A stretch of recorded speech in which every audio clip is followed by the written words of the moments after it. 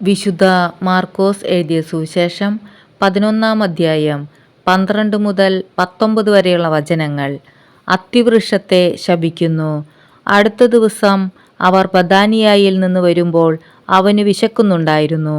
അകലെ തളിരിട്ടു നിൽക്കുന്ന ഒരു അത്തിമരം കണ്ട് അതിൽ എന്തെങ്കിലും ഉണ്ടാകാം എന്ന് വിചാരിച്ച് അടുത്തു ചെന്നു. എന്നാൽ ഇലകളല്ലാതെ മറ്റൊന്നും കണ്ടില്ല.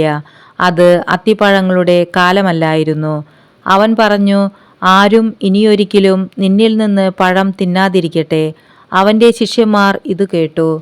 ദേവാലയ ശുദ്ധീകരണം. അവർ ജെറുസലേമിലെത്തി. അവൻ ദേവാലയത്തിൽ പ്രവേശിച്ച് അവിടെ ക്രയവിക്രയം ചെയ്തുകൊണ്ടിരുന്നവരെ പുറത്താക്കാൻ തുടങ്ങി. നാണയമാറ്റക്കാരുടെ മേശകളും പ്രാവു വിൽപ്പനക്കാരുടെ ഇരിപ്പിടങ്ങളും അവൻ തട്ടിമറിച്ചിട്ടു. ദേവാലയത്തിലൂടെ പാത്രങ്ങൾ ചുമന്നുകൊണ്ടുപോകാൻ ആരെയും അവൻ അനുവദിച്ചില്ല. അവൻ അവരെ പഠിപ്പിച്ചു, എൻ്റെ ഭവനം എല്ലാ ജനതകൾക്കുമുള്ള പ്രാർത്ഥനാലയം എന്ന് വിളിക്കപ്പെടും എന്ന് എഴുതപ്പെട്ടിട്ടില്ലേ? നിങ്ങളതിനെ കവർച്ചക്കാരുടെ ഗുഹയാക്കി തീർത്തിരിക്കുന്നു. ഇത് കേട്ടപ്പോൾ പ്രധാന പുരോഹിതന്മാരും നിയമജ്ഞരും അവനെ നശിപ്പിക്കാൻ മാർഗമന്വേഷിച്ചു. കാരണം അവനെ അവർ ഭയപ്പെട്ടു.